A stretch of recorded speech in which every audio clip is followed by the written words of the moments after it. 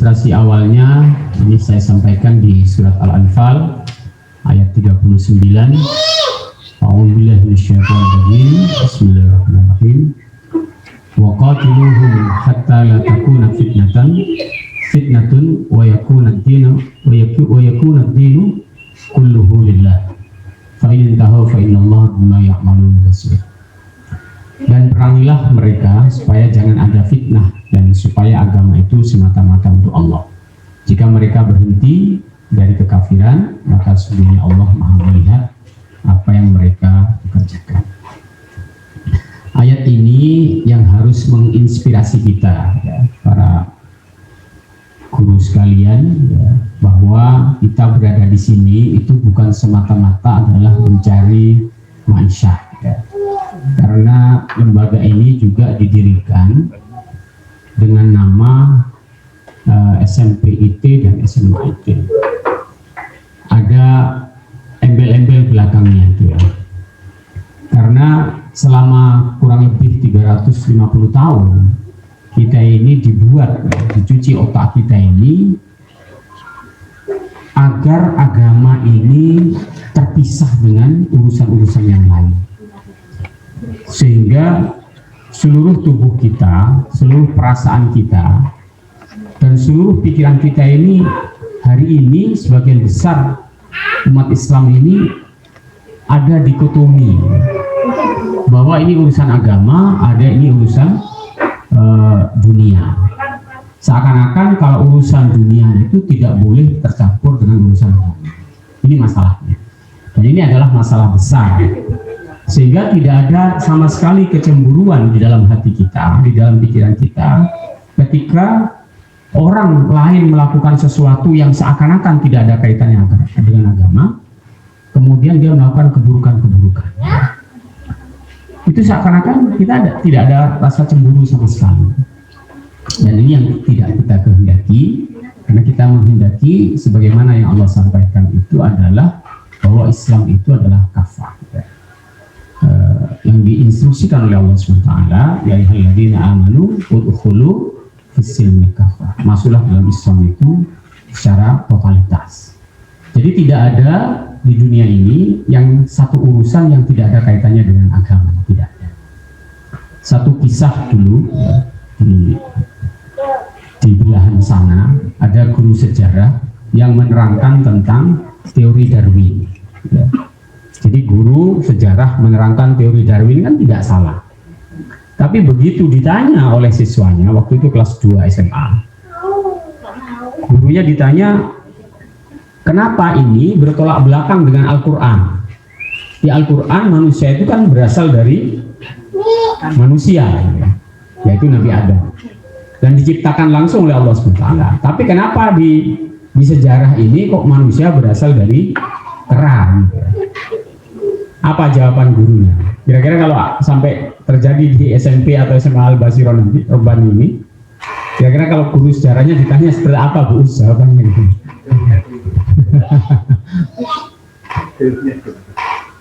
Jawaban guru sejarahnya begini, jangan sekali-kali mengaitkan sejarah dengan agama. Pintar gurunya, jangan sekali-kali mengaitkan sejarah dengan agama, karena itu tidak ada hubungannya. Insya Allah, ini bahaya sekali. Jadi pemikiran kayaknya sederhana, berarti kan, tapi dampaknya kepada siswa itu bahaya. Bahayanya di mana? Karena dia sudah memisahkan urusan agama dengan sejarah. Seakan-akan kalau sejarah itu agama jangan campur di situ. Agama ya agama, sejarah. Saya bisikkan kepala sekolah, ya, Pak, guru ini bahaya ini. Kenapa Pak Azim? Gini ceritanya. Oh iya, tahun ajaran baru jamnya 0. Alias dikeluarkan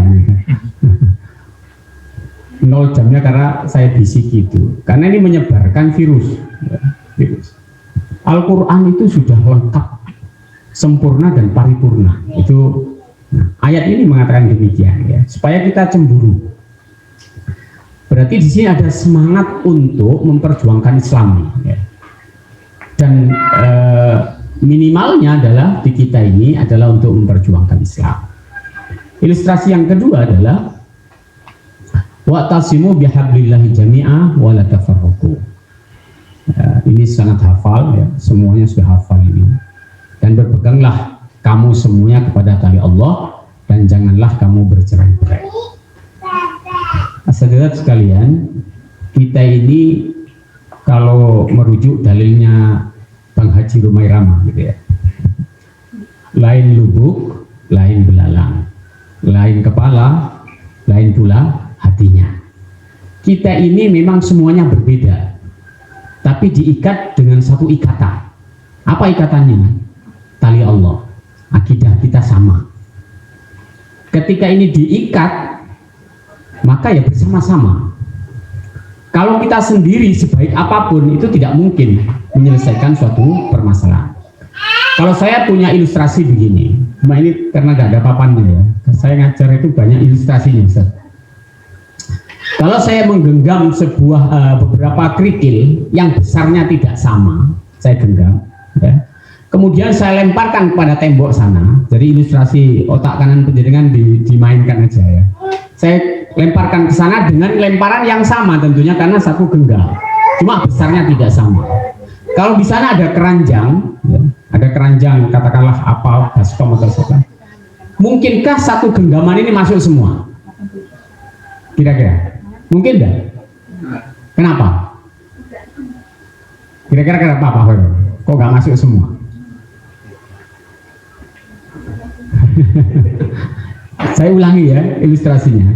Saya punya segenggam kerikil yang nilai besarnya tidak sama. Kemudian saya lemparkan ke dinding sana, yang dinding ada baskom. Saya lemparkan dengan tentu kekuatannya sama. Sampai di sana kira-kira masuk semua apa enggak? Kenapa? Gaya mempengaruhi kecepatan. Alasannya banyak macam-macam. Kenapa kira-kira? Alasan yang paling utama apa? Kenapa? Besarnya nggak sama. Oke. Ada yang paling urgen di situ. Kenapa kira-kira? Karena batunya tidak dalam ikatan. Murad mari tuh. Aku saja nih kali jawab ngono tapi gak sido. Beda kalau batunya kerikil tadi diikat dalam satu ikatan, dia dilemparkan masuk satu masuk semua. Nah itulah artinya jamaah. Tapi kalau dibiarkan nilainya sudah tidak sama, besarnya tidak sama, dilempar, ada yang jatuh duluan. Kira-kira yang jatuh duluan yang paling apa? Yang paling berat, Pak Hoiron berarti. Yang paling berat masanya akan jatuh duluan. Kenapa? Karena digoda oleh namanya gaya gravitasi. Dia jatuh duluan belum sampai tujuan. Makanya nanti jangan berat-berat, maksudnya dosanya. Kesalahannya jangan berat-berat supaya tidak jatuh duluan. Nah, ikatan ini yang paling penting. Makanya Al-Quran mengatakan wa'tasimu bihablillahi jami'ah. Kalau bahasa wa'tasimu itu, kalau Ustaz Imam ya, yang ahlinya, wa'tasimu artinya memegang dengan pegangan yang sangat erat Ustaz ya. Jadi memegangnya itu bukan megang sekedar memegang. Kalau misalnya antum jatuh ke sumur, kemudian orang mau menolong, dikasih tali, tapi antum pegangnya, talinya dipegang sekedar memegang gini, kira-kira naik nggak? Merosot. Jadi megangnya tuh harus megang. Tapi saat megang kuat, tentu tangan kita akan terasa sakit. Jadi memegang agama juga sakit juga pada akhirnya. Cuma akan tertolong. Wa'tasimu bihablillahi jami'a wala tafarraqu. Nah, kenapa Allah menyebutkan wala tafarraqu? Karena tafarruq ini akan selalu terjadi. Pasti terjadi, makanya Allah memberikan warning. Jangan berpecah belah. Jangan berpecah, ini perintah. Jangan berpecah belah. Perintahnya perintah larangan maksudnya. Ya. Karena manusia ini akan cenderung untuk berpecah belah. Untuk itu diberi warning duluan. Nah, supaya tidak berpecah belah, maka kembalikan kata-kata ini kepada wa'tasimu. Tadi karena kita berbeda-beda, kemudian dikumpulkan, diikat dengan ikatan Allah SWT, perbedaan itu akan menjadi hilang. Perbedaan-perbedaan itu akan hilang. Yang berikut, ya ini ilustrasi semua, supaya kita masuk dulu, belum masuk materi. Ini adalah kata-kata yang paling terkenal dari Sayyidina Umar radhiyallahu anhu. Ya. La Islama illa bil jamaah, wala jama'ata illa bi imarah, wala imarah illa bi ta'ah.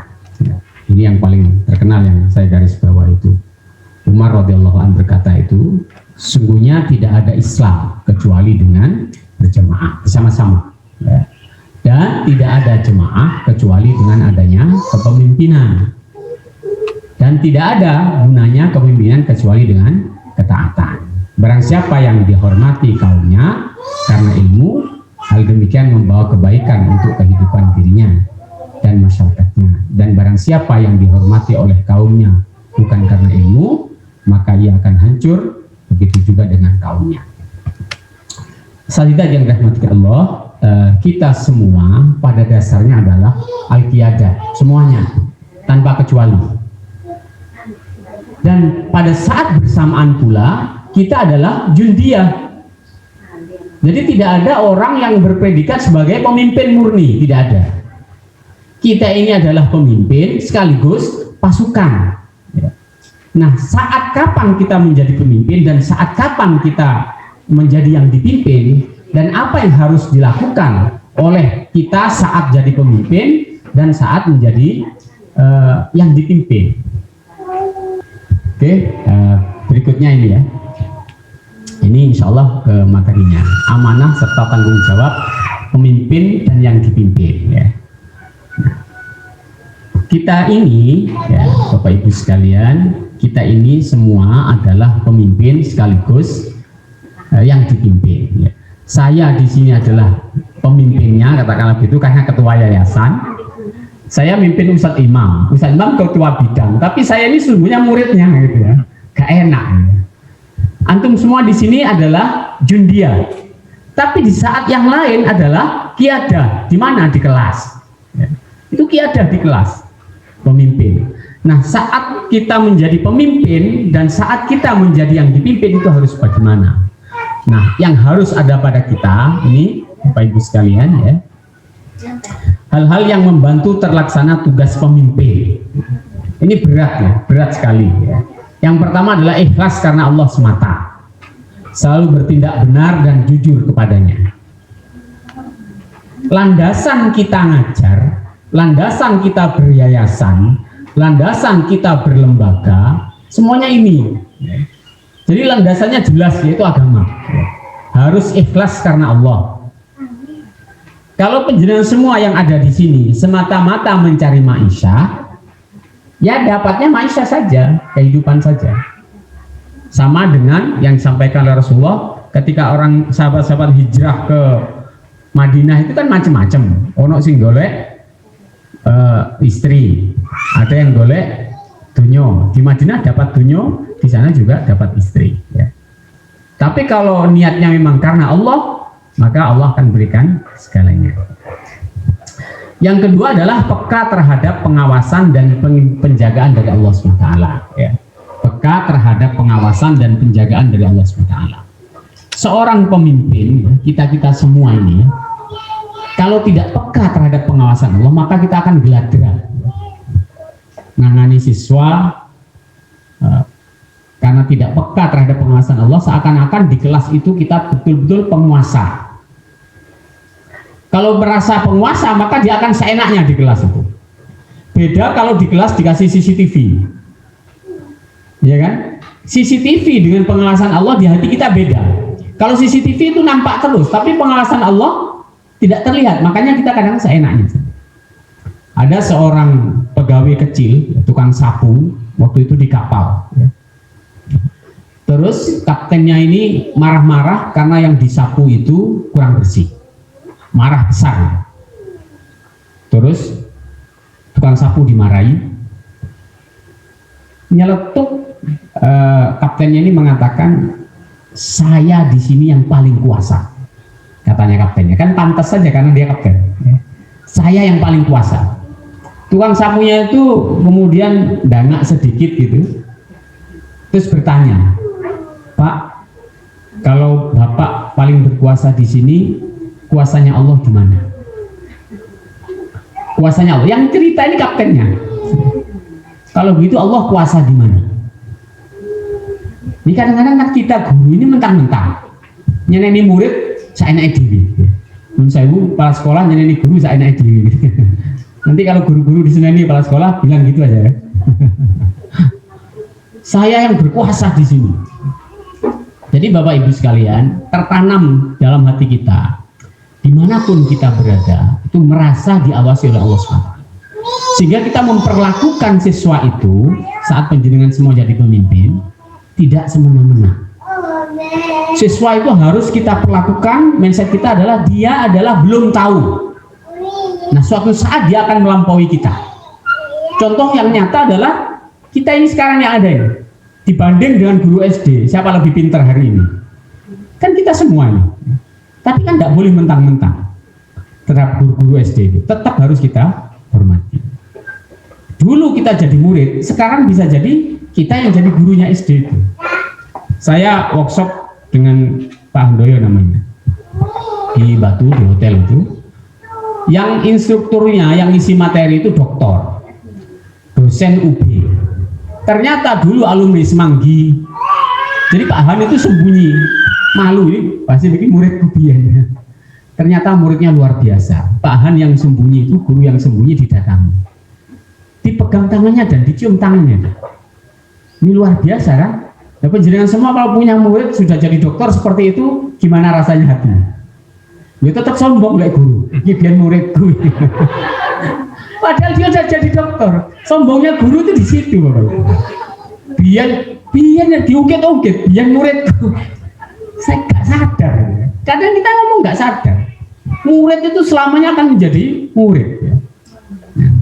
Nah ini mohon, jadi guru-guru nanti ini namanya tidak peka terhadap permasalahan. Suatu saat dia berkembang, tumbuh, dia akan melebihi kita dan melampaui kita. Cuma pada saat kita jadi murid juga tidak boleh pongah. Ya. Jadi ada dalil untuk murid, ada dalil untuk guru, ada dalil untuk qiyadah, ada dalil untuk jundiyah. Kalau jundiyah ini pasukan memegang dalilnya qiyadah, qiyadahnya salah terus, karena tolak ukurnya beda. Gitu. Kalau saya ilustrasikan ini, sudah mulai terinspirasi untuk mengilustrasikan. Biar pakai papan tulisnya. Saya sering kalau ngajar gini. Ini meteran, ya. Ini meteran. Ini kayu yang mau diukur. Kalau mindset otak kita bahwa meteran harus diukur oleh kayu, apa yang terjadi? Meteran ini nggak cukup-cukup, ya kan? Meteran ini dikatakan pendek karena kayunya lebih panjang. Kalau seperti ini siapa yang harus diukur? Kayunya diukur oleh meteran atau penggaris ini. Maka sampai sini disambung lagi ke sini, ketemulah dia panjangnya. Jadi kalau mengukur kayu harus pakai meteran karena meteran ini ukuran yang baku. Demikian juga dengan dalil-dalil itu. Kalau yang dipimpin memegang dalilnya pemimpin, maka pemimpin salah terus. Ada guru-guru senengani, guru-guru kan ngerasani kepala sekolah bos ya. Di sana maksudnya. Di sini juga. Guru-guru kalau ngumpul ngerasani kepala sekolah. Kira-kira bumi ayo merasa gitu. Aku bolak-balik dirasani orang. Makanya di awal tadi, kalau orang itu dihormati karena ilmunya, insya Allah selamat. Tapi kalau dihormati karena yang lain-lainnya, inauzubillah. Jadi kehadiran kita, Bapak Ibu sekalian, pada saat penjenengan jadi guru di kelas itu, ukirlah bahwa di hati anak-anak itu, ketika mereka keluar, penjenengan itu punya nama yang baik. Kan predikatnya guru macam-macam. Di hati siswa itu ya. Ada yang predikat gurunya ini, waduh guruku killer gitu ya. Ketika dia jadi polisi, nyegat di jalan, yang dipakai no koncone, cegatan guruku biar killer man gitu ya. Ini susah ya. Dengan tingkah laku yang anak-anak sekarang ya, naudzubillah ya, luar biasa. Tapi kalau kita posisinya posisi tenang, baik dan tidak bergerak dari posisi kita yaitu posisi sebagai pemimpin, maka dia akan terukir. Saya tadi nonton film Krishna ya, film Krishna, Little Krishna aja, saya senang ya. Walaupun itu orang Hindu, tapi banyak contoh-contoh kehidupan yang luar biasa. Krishna sedang main sama kakaknya, namanya siapa ya? Balaram ya. Ya, Balaram itu. Main-main, nuakal dia. Nuakal mainan. Terus ibunya sama bapaknya itu Maharaj itu senyum-senyum saja. Terus kakaknya bilang gini, Balaram ke Krishna. Krishna, kita ini senakal ini tapi orang tua kita kok senyum-senyum saja ya. Apa yang harus kita lakukan setelah ini? Krishna jawab apa? Kita lakukan yang lebih nakal dari ini. Tapi orang tuanya posisinya luar biasa.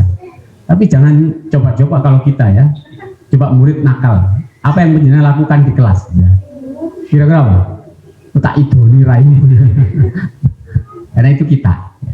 Tapi kalau kita misalnya berperanan seperti ayahnya Balaram Maharaj itu ya, sama siapa itu namanya ibunya, luar biasa sabarnya.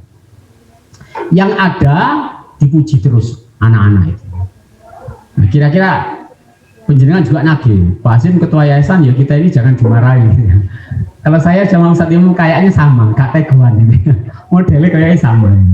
Karena murid dan guru. Ustadz Imam modelnya kan gak teguan. Beliau ini nggak mau menghukum, gitu Ustaz. Gak menghukum modelnya gitu. Saya juga gitu, tapi jangan dibuat-buat oleh guru-guru ini. Ayo digudong Ustaz Imam. Nanti tambah dihukum. Nah, ini kalau kita peka terhadap pengawasan dan penjagaan Allah SWT. Artinya apa ya? Bahasanya Rasulullah itu ya. Antak budullaha ka'annaka tara fa illam takun tara fa innahu yara ya, fa innahu yara. Yang ketiga adalah memohon pertolongan dan perlindungan Allah dalam seluruh keadaan dan aktivitasnya. Bapak Ibu sekalian, para sahabat sekalian yang dirahmati Allah, pernahkah kita mendoakan murid kita? Ya. Pernahkah kita mendoakan murid kita? Atau pernahkah ketua yayasan mendoakan pengurus-pengurus dan guru-gurunya? Atau pernahkah kepala sekolah mendoakan guru-gurunya? Kalau belum pernah, marilah kita doakan.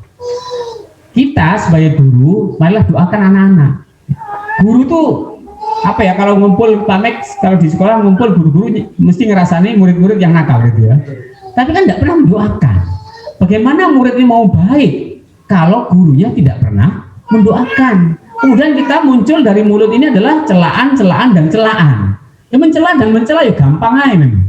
Jangan-jangan kita masuk kepada surat Al-Humazah itu. Naudzubillah min dzalik, nanti bola-balik hanya mencela saja.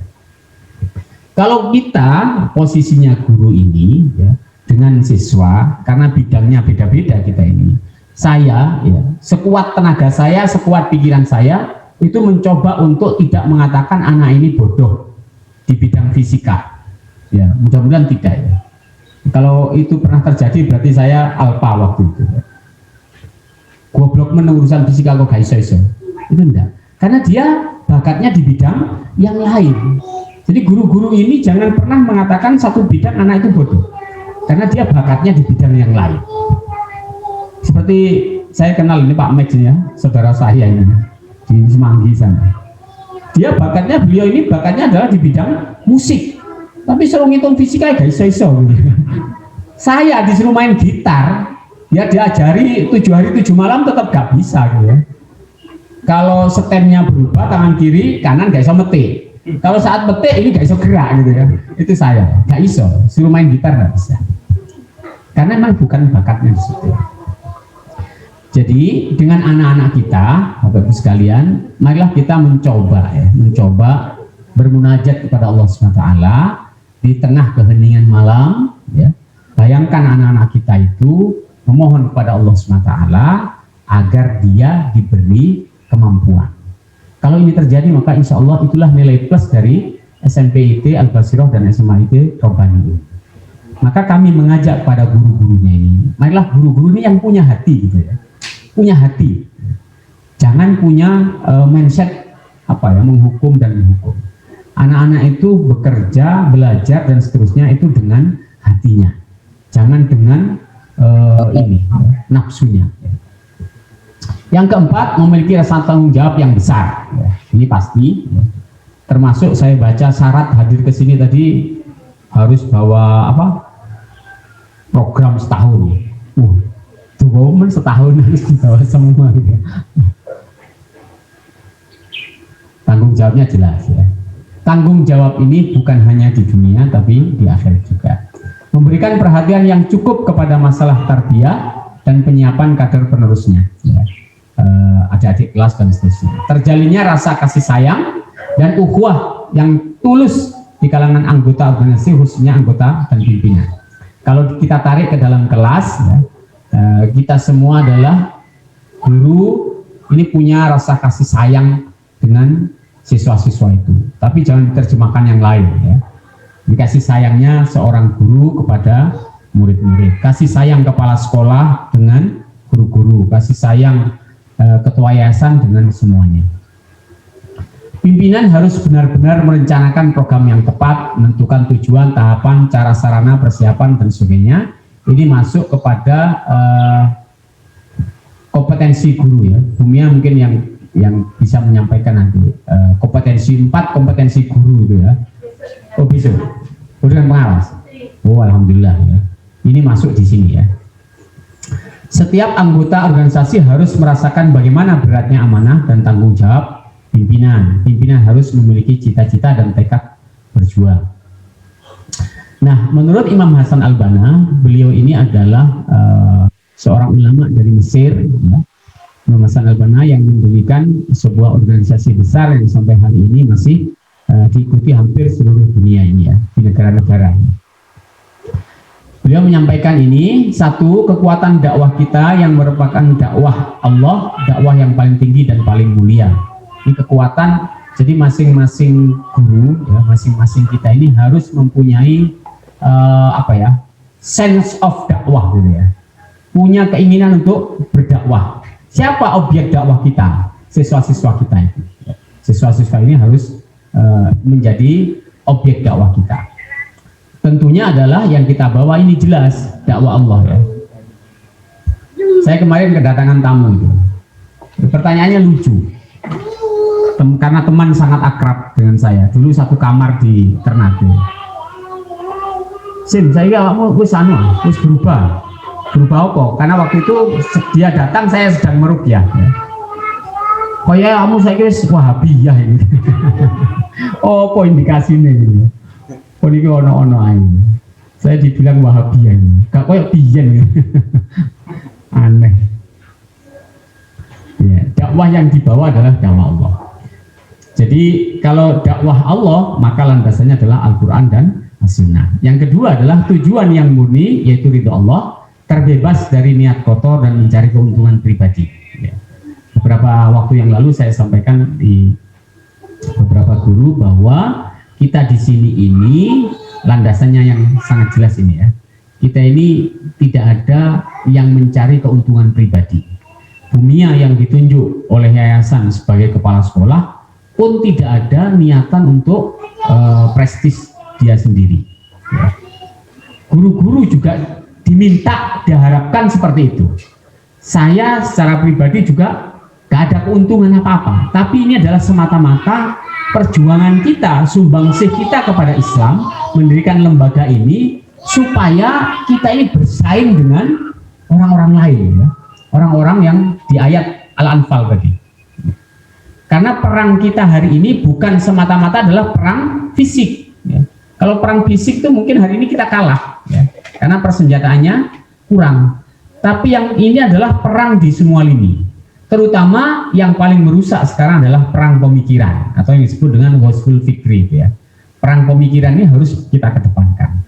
Nah, anak-anak kita, remaja-remaja ini di sekolah ini itu harus betul-betul kita sibgoh ya, supaya dia cinta kepada Allah SWT.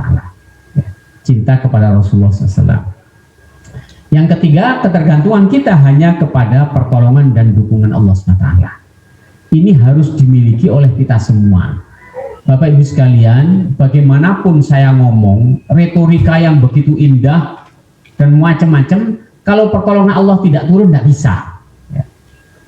Bagaimanapun pinternya kita di kelas, ngajari anak-anak, kalau pertolongan Allah tidak turun, tidak bisa. Tidak bisa. Tidak mungkin orang itu berubah karena kelihaian kata-kata kita, tidak mungkin. Ya orang hanya paling berdecak kagum saat itu. Setelah itu pulang ya lupa ya, lupa. Tapi kalau orang ngomong sederhana, pertolongan Allah turun, hidayah Allah turun, saat itulah orang akan berubah. Maka kita semua para guru ini di kelas jangan lupa dengan awalan bismillah dan berdoa itu. Saya di kelas ya, kalau ngajar itu semua harus wudhu dulu. Wudhu dulu siswanya.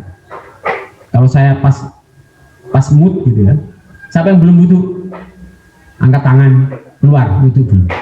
Karena pelajaran yang akan kita pelajari agak sulit ya. Fisika itu agak sulit. Kalau tidak wudhu tidak bisa. Ya. Di sini alhamdulillah ya, karena diawali dengan Quran, otomatis sudah wudhu. Ya. Kira-kira Pak Max nanti kalau ngajar sini nuansanya akan berbeda ya, mudah-mudahan begitu. Ngajarnya harus dengan hati, bukan dengan drum. Ya apa drum ono hadapan drum di drum hati ya gak muni Pak gitu. Ketergantungan kita hanya kepada pertolongan dan dukungan Allah. Dan doa kita tidak boleh putus ya. Insya Allah anak-anak kita di sini ketika keluar nanti macam-macam, jadinya macam-macam. Menjadi orang-orang yang bermanfaat dunia dan akhirat. Nah, beliau menyampaikan ini ya. Imam Hasan Al-Banna, kalian tidak akan terkalahkan karena sedikitnya jumlah kalian, lemahnya sarana dan kurangnya alat-alat pendukung, atau karena banyaknya musuh kalian, berkumpulnya musuh-musuh menentang kalian. Tetapi ada satu sebab yang dapat menghancurkan dan menyebabkan kalian kehilangan segalanya, yaitu jika hati kalian telah rusak, Allah tidak memperbaiki amal kalian, suara kalian telah terpecah belah dan saling bertentangan pendapat. Walaupun hari ini jumlah SMA masih 7 kalau kali 10 kan jadi 70, kalau kali 100 kan 700 ya. Kekuatan yang disampaikan oleh Allah di dalam surat apa Ustaz? At-Taubah ya, kekuatan 20 bisa mengalahkan 200. Al-Anfal ya, Al-Anfal. Dengan syarat kita adalah sabar dan tawakal kepada Allah, kan mengalahkan segala-galanya. Dan semuanya guru tidak boleh satupun ada yang pesimis dengan jumlah yang kecil ini ya. Kita semuanya harus optimis. Kecil kalau hebat akan mengalahkan yang banyak maupun dia besar jumlahnya, sebagaimana yang disampaikan dalam kaidah itu, sebuah apa namanya ya, jemaah yang kebaikan yang tidak terorganisir akan dikalahkan oleh kebatilan yang terorganisir. Apalagi kalau kebaikannya terorganisir, maka akan lebih mengalahkan segala-galanya ya. Jadi sekali lagi ini yang perlu kita camkan pada diri kita masing-masing. Kalian tidak akan terkalahkan karena sedikitnya jumlah kalian ya. Lemahnya sarana dan kurangnya alat pendukung, tapi kalian akan kalah kalau ini ya, jika hati kalian telah rusak, Allah tidak memperbaiki amal kalian, suara kalian telah terpecah belah dan saling bertentangan pendapat. Naudzubillah ya. Jadi karena Al-Basirah ini masih utuh sekarang, insyaallah mudah-mudahan jangan sampai ada yang gugur di antara kita ini. Nah, sifat dan akhlak yang harus dimiliki oleh setiap pemimpin ya, ini senantiasa mengharapkan akhirat dengan ikhlas karena Allah semata. Berdaya ingat kuat, bijak, cerdas, berpengalaman dan berwawasan luas, berpandangan jauh ke depan dan tajam, mampu menganalisa berbagai persoalan dari segala segi dengan tepat dan cepat. Makanya di awal tadi Bapak Ibu sudah saya sampaikan, materi ini sangat berat ya, dilakukan. Cuma maksud saya ini adalah kondisi idealis ya, kondisi yang sangat idealis. Posisi kita tidak mungkin mencapai ini, tapi maksudnya jangan jauh-jauh lah dari ini ya. Ya, jangan jauh-jauh ya. Semuanya harus bergerak mendekati posisi ideal ini. Semuanya harus bergerak mendekati posisi ideal. Landasannya adalah di surat Ali Imran ayat 200 ya. Berperangai penyantun, kasih sayang, lemah lembut dan ramah. Yang bolak-balik saya sampaikan ini, berperangai penyantun, ojo kereng-kereng, ke siswa ojo kereng-kereng ya. Kemarin anak-anak nyanyi saat wisuda kayaknya diuring-uring nyanyi ini fales-fales ya, terus diuring-uring jangan. Belailah dia, lembutkanlah hati kita supaya mereka itu hati kita dengan hati mereka menyatu. Ya boleh lah marah, kita boleh. Jangan parah-parah gitu ya. Sampai-sampai dalam hati saya ngomong gini Bulis kemarin waktu aduh rung ini aku aja sih ngelatih gitu ya. Suaranya satu ke utara, satu ke barat, satu ke timur. Nah ini nanti Pak Max ini ada ya yang pinter nyanyi ini. Kemarin lagu Indonesia Raya itu siji munggah pakai tenor, pakai sopran, pakai misu sopran, apalagi kakar-karuan ini. Untungnya yang datang ya masih sedikit. Iku pelatihnya wis waduh ketem-ketem pelatih. Tak sawangnya waduh pelatihnya kayak gak serantam gitu. Nyanyi ambil ono sing ngantuk, ono sing keluwen repot.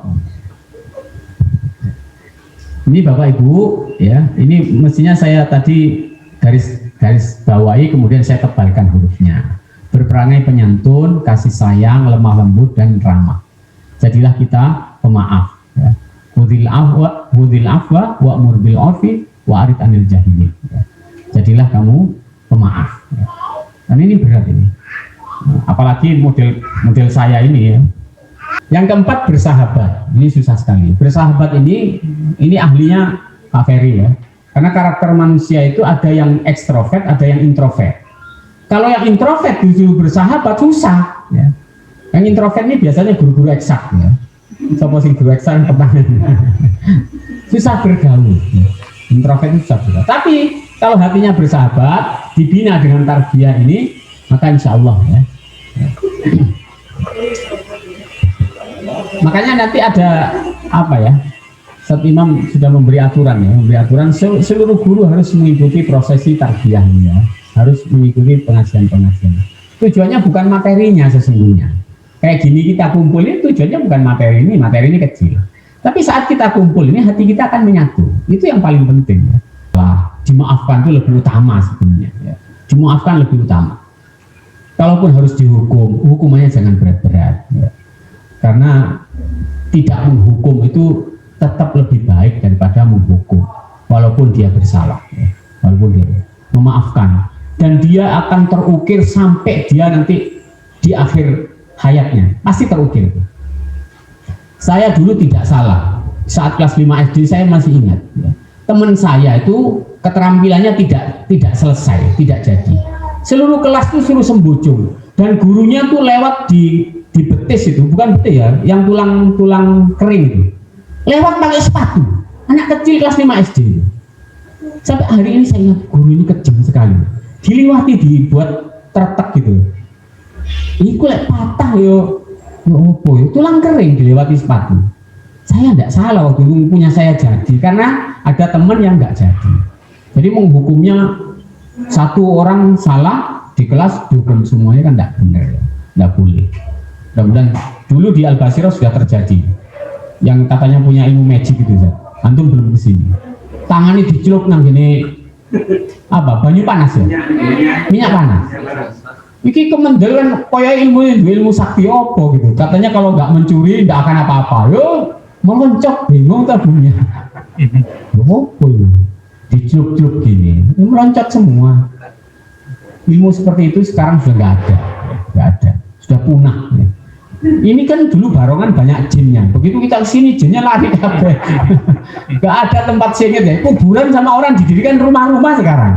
Siapa yang takut sama kuburan? Kan nggak ada sekarang. Kuburan di kota-kota dikuepet dengan bangunan-bangunan. Lah perlu kuburan itu didol.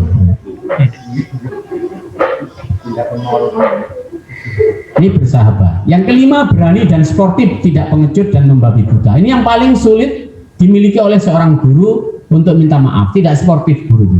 Lek salah, dia ada garu. Lek murid salah, diungkit-ungkit terus jangan. Siapapun, saya salah harus minta maaf. Guru salah, saya ngajar itu sering salah, sering salah. Rumusi salah, sama murid ditegur. Oh iya, maaf saya hilaf ini ya. Bolak-balik hilaf ya apa-apa. Oh nggak ada salahnya minta maaf. Ya. Sportif, kalau kita salah, salah.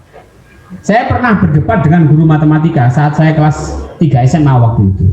Saya yakin saya benar dengan hitungan itu, tapi gurunya nggak mau kalah. Ya. Gurunya nggak mau kalah, terus akhirnya ditunda. Sim, besok kita lanjutkan. Oke, besok Pak. Besoknya ulangan, semua harus ikut ulangan, saya tidak boleh ikut ulangan. Kecuali Hasim tidak boleh ikut ulangan harian. Dipanggil berdua dengan guru matematika masih berdebat. Dia belum mengakui kebenaran hitungan saya. Terakhir dia mengatakan, luar biasa kamu, teguh dengan pendirianmu dan kamu benar.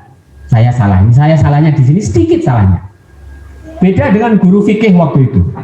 Guru fikih bilang gini saja. Saya masih ingat ya, kalau guru mokong, dia berdalil gini. Al muslimu lil muslimi kal bunyan yashuddu ba'duhu ba'dha. Itu dalilnya. Terus dia terjemahkan begini. Orang muslim yang kuat lebih baik daripada muslim yang lemah. Wong iki ngelabrak kan gitu. Guru fikih itu. Angkat tangan, gak telaten ya. Pak, mohon maaf, ada apa? Terjemahnya apa nggak salah? Kenapa? Itu kan al muslimu lil muslim yashuddu ba'duhu ba'dha. Saya terjemahkan kata-kata. Yashuddu ba'duhu ba'dha itu kan saling menopang seperti kalbunyan, ya. Seperti dinding bangunan. Ini bukan terjemahnya, ini maksudnya. Mukmin yang kuat lebih baik daripada mukmin. Loh Pak, itu kan terjemahnya nggak seperti itu. Saya ditoding. Kamu kalau mendebat saya ngaji dulu katanya. Oh iki Besoknya saya bawa dalil yang ini. Al mukmin qawiyun khairun lil mu'minin dhaifun. Saya bawa. Kalau yang terjemahkan Bapak hadisnya ini, riwayat ini. Marah-marah gurunya. Nah, marah-marah karena waktu itu saya kelas 2 SMA ya itu karena durone yang kendel. Polisi saya protes dulu, marahin sama polisi saya. Nah ini tidak sportif. Guru-guru yang salah, wajarlah kita salah. Saya ini fisika tidak menguasai semua bab, wajar. Tapi pinter guru, sing bab aku gak iso, tak liwati. Bahasanya sedikit. Yang berikutnya adalah sedih, ya, sedih. Benar. Ya. Kemudian tawadhu, ini yang sulit ya. Tawadhu ini sulit. Kalau benar mungkin gampang, ya. Tapi kalau tawadhu ini masalah hati. Maka yang bisa membuat orang tawadhu, ya, yang bisa orang membuat kasih sayang, ini adalah karena tarbiyah, karena seling bersama-sama. Sahabat-sahabat dulu bersama-sama dengan Rasulullah, keimbas dengan sifat penyayangnya Rasulullah. Sayyidina Umar masuk Islam kan rodok buri-buri dia.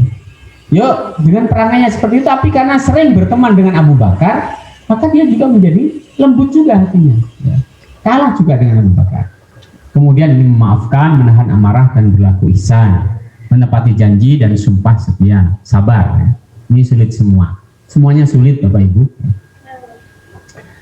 Kemudian ifah, kesucian jiwa dan kiram, tidak mudah untuk tunduk kepada hawa nafsu dan yang mengotori jiwanya. Warok, ya, adil dan jujur, tidak mengungkit-ungkit dan menyombongkan diri, memelihara hal-hal yang dimuliakan oleh Allah, berlapang dada dan tidak melayani mengumpat dan pengaruh domba.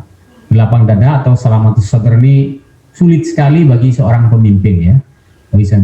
Dunia ketika ada guru izin sakit, kira-kira dalam hatinya begini, ini paling etok-etok lorong gitu ya.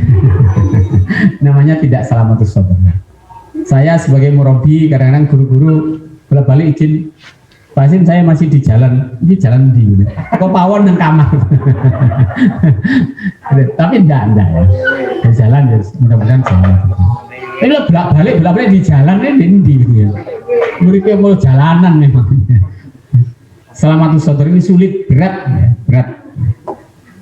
Tapi insya Allah kalau kita menjadi pemaaf, menjadi lemah lembut, tidak ada yang rugi, tidak ada ruginya. Hari ini orang belum berubah, tapi kalau besok berubah karena kita, itu luar biasa. Banyak orang-orang berubah. Pak Puguh itu, Dokter Puguh itu, dulu kan murid Semanggi. Dengan saya benci. Karena saya aktivis di masjid, dia tidak pernah ikut ke masjid. Tidak pernah ikut ke masjid. Tapi kan kita tidak pernah mencela dia waktu itu. Dia mengungkapkan, begitu dia ke Udayana, masuklah perangkap di Udayana. Mau dia mikir, biar di Semanggi kayak gini. dia dapat hidayahnya di Udayana. Kan aneh ya. Harusnya dapat hidayah Semanggi karena suasananya sudah Islami kalau Semanggi. Kalau Udayana kan Hinduis gitu. Orang Hindu tapi dapat hidayah di sana. Alhamdulillah ya. Luar biasa. Jadi hari ini ada yang perangannya macam-macam. Kalau kita maafkan, tidak ada yang rugi. Lalu bagaimana dengan anggotanya? Kalau tadi kan pemimpinnya, kalau anggotanya. Nah, kalau anggotanya berarti antum semua ini ya, kepada kepala sekolah ya. Memahami benar arti komitmennya kepada Islam, meyakini bahwa kembali kepada kitabullah dan sunnah Rasul secara benar dan sirah adalah satu-satunya jalan untuk menyelamatkan Islam dari segala krisis. Dan yang paling diingat, asatidzah sekalian, lembaga ini adalah didirikan untuk berkomitmen kepada kitabullah dan sunnah Rasul. Walaupun hari ini kecil, tapi ada yang kita perbuat. Jadi ini berbeda dengan lembaga-lembaga lain yang ada di sebelah sana, karena kita betul-betul insya Allah akan berkomitmen dengan kitabullah. Jadi pelajarannya di sini adalah pelajaran yang terintegrasi, Pak Max ya. Bagi guru-guru yang baru masuk sini mungkin nanti akan bingung ya, seperti apa. Semuanya harus terintegrasi dengan Al-Quran dan sunnah Rasul. Jadi kalau musik gimana? Carikan dalil-dalilnya musik. Dalilnya seni gimana? Dalilnya seni. Karena semuanya terangkum dalam Islam. Tidak ada yang alpa dari Islam ya. Yakin akan kewajiban bergerak membangun iman di dalam jiwa manusia. Mengetahui bahwa kewajiban ini tidak mungkin terlaksana dan tercapai hanya dengan usaha perseorangan. Kita harus berjemaah ya. Karena serigala itu hanya memakan domba yang sendirian. Kalau dombanya banyak-banyak, serigalanya yang takut ya. Harus mengetahui bahwa dasar Islam adalah kesatuan kata dan soft ya. Surat Al-Anfal, surat Ali Imran, kemudian surat As-Saff itu juga barisan yang rapi. Dasar beramal jema'i semata-mata karena Allah ya. Jadi kita semua di sini sekali lagi tidak ada yang mengambil keuntungan secara personil ya. Tapi semuanya adalah dalam rangka taat kepada Allah dan Rasulnya bersama-sama kita. Kalau ada yang salah itu ditegur ya. Kalau pemimpin menegur itu jangan sakit hati ya. Jangan sakit hati karena pemimpin itu maunya adalah berjalan bersama-sama menuju jalannya Allah SWT ya. Setiap anggota jemaah harus menyadari akan kebaikan yang tak ternilai dengan bergabungnya di dalam jemaah yang memperjuangkan Islam secara benar ya. Yang dimaksud ya kita ini di lembaga ini. Jadi kita ini bersama-sama bergabung, diikat dengan satu ikatan, bukan ikatan hawa nafsu, tapi ikatan kita adalah ikatan akidah Islamnya. Kalau tanya alirannya mungkin bingung, kita aliran apa? NU atau Muhammadiyah ya? Ini ya NU ya Muhammadiyah. Ya bukan NU ya bukan Muhammadiyah karena nggak ada lambangnya bintang 9 pun tidak ada lambangnya matahari. Jadi yang mengikat ini bukan NU-nya, bukan Muhammadiyahnya, tapi yang mengikat kita adalah Al-Quran dan As-Sunnah. Maka dalil yang pertama saya bawa tadi adalah wala tafarraqu ya. Jangan berpecah belah ya. Karena kita pasti berpecah belah. Makanya Allah memberi warning tadi ya. Apa yang harus dilakukan oleh yang dipimpin ya, pimpinan semuanya. Jadi sekarang jangan membawa murid tapi kita semua yang guru-guru menjadi seorang mukmin yang teguh dan yakin terhadap amal jemaah ya, amal bersama-sama dengan segala tuntutannya. Jadi bahasa yang dipimpin tidak ada kata lagi kecuali taat. Indikator taat itu Bapak Ibu sekalian, para sahabat yang dirahmati Allah, indikator taat itu adalah melakukan sesuatu yang tidak disuka. Kalau melakukan sesuatu yang disuka itu bukan taat namanya, jadi wis disuka ya. Jadi taat itu indikator terendahnya adalah melakukan sesuatu yang tidak disuka. Perintah itu bertentangan dengan kita, itu baru kita lakukan, itu namanya taat. Kalau kita suka dengan perintah itu namanya belum taat, itu ya biasa-biasa saja. Yang disebut sabar itu adalah ketika murid kita melakukan sesuatu yang kita tidak suka, terus kita posisinya masih sabar. Nah itu namanya sabar ya. Jadi kalau nanti kepala sekolah memerintahkan ya, dan panjenengan semua betul-betul tidak suka dengan perintah itu, artinya perintah itu bertentangan, tapi panjenengan lakukan dengan rela hati, itu namanya taat. Sama dengan kita sholat itu, sholat 5 waktu itu. Sholat 5 waktu itu kalau tepat waktu harus masjid dan sebagainya, sajane menurut hawa nafsu ya nggak suka. Subuh-subuh enaknya ngapain Pak Heron? Subuh-subuh tidur kan? Itu, tapi kita berangkat. Kenapa kok berangkat? Karena memenuhi panggilan Allah. Luar biasa. Makanya saya ceritakan dulu ada guru PKN yang protes ketika saya sholat gitu ya. Sholat duhur, saya tinggalkan murid-murid, diprotes saya. Katanya dosa. Pak Hasim dosa meninggalkan murid-murid. Ngapain dosa, saya bilang. Meninggalkan, saya sholat kok. Ya tapi dosa karena ada kewajiban. Saya bilang kalau sampai dapat tamunya bawa uang 10 juta dan hanya perlu 10 menit, sampai tinggalkan murid apa enggak? Kita tinggalkan dulu, dia kurang ajar. Gimana kalau sampai kedatangan tamu dan tamunya hanya punya waktu 10 menit dan sampai tahu bawa 10 juta, muridnya ditinggal apa enggak? Ya ditinggal. Ya kan? Nah sekarang saya tanya, sholat jemaah keuntungannya 10 juta apa 100 juta? Gak bisa jawab dia. Itu karena berbicara masalah hati ya. Kalau secara hukum ya, sholat duhur jam 2 sah-sah saja hukumnya. Setengah 3, 10 menit kurang dari asar ya sah-sah saja. Tapi kalau secara hati kan ini mokong ya, dipanggil Allah kok gak datang. Harus mengetahui secara mendalam segala ketentuan lembaga ya. Harus mengetahui secara mendalam segala ketentuan lembaga. Jadi lembaga nanti akan membuat aturan-aturan. Insya Allah di awal dulu sudah diberi apa saja lembaran fakta integritas ya. Jadi buat. Saya siap ditempatkan di mana saja. Oke saja. Sama dengan penjenengan jangan sampai kalah dengan pemain sepak bola. Ya. Pemain sepak bola itu diganti saat dia senang main, yo gak nesu ya. Gantian. Karena pelatihnya melihat ini gak pas di sini.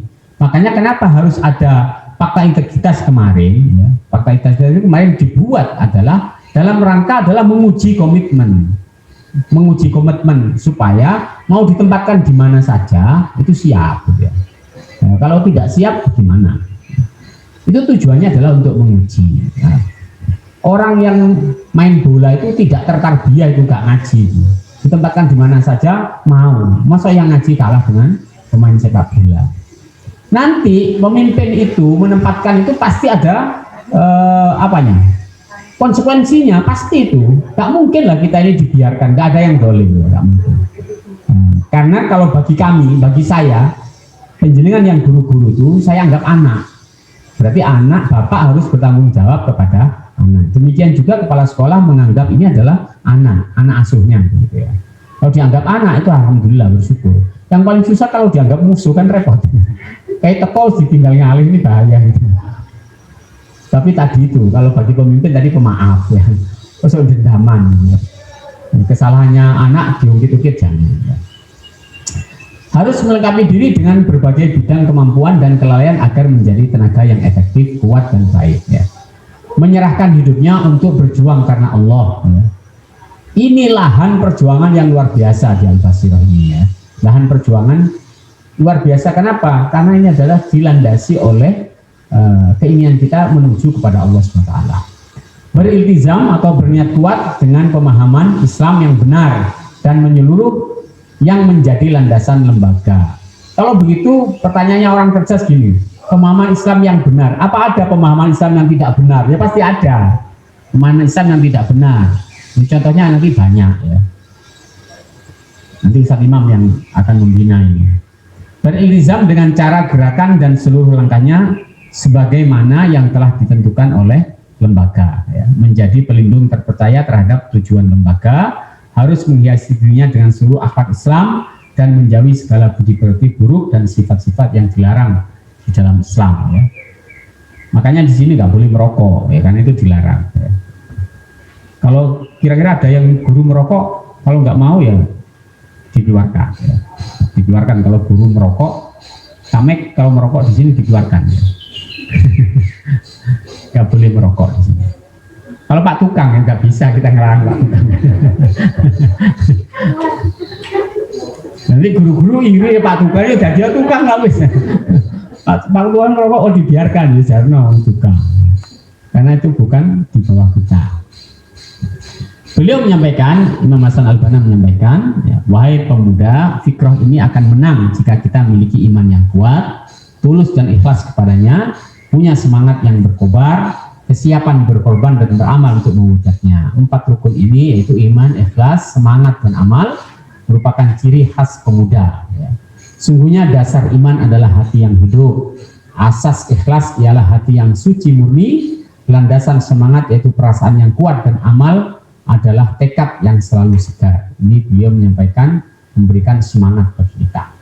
Materi-materi seperti ini akan menjadi hiasan lidah kita, akan menjadi hiasan pikiran kita, manakala belum masuk ke hati kita. Mudah-mudahan Allah SWT memberikan hidayah, memberikan pertolongan pada kita semua, sehingga apa yang kita sampaikan, apa yang kita dengar, ini menjadi penyemangat karena pertolongan Allah SWT. Maka sebagai penutup saya sampaikan, man yuridillahu bihi khairan yufaqihu fiddin. Barang siapa yang dikehendaki oleh Allah untuk menjadi orang baik, ya, maka Allah akan memfaqihkan di dalam urusan agama. Jadi kalau sudah landasannya agama, maka tidak ada lagi yang bisa menjadi penghalang bagi kita. Ya. Kita insya Allah menuju kepada Allah SWT.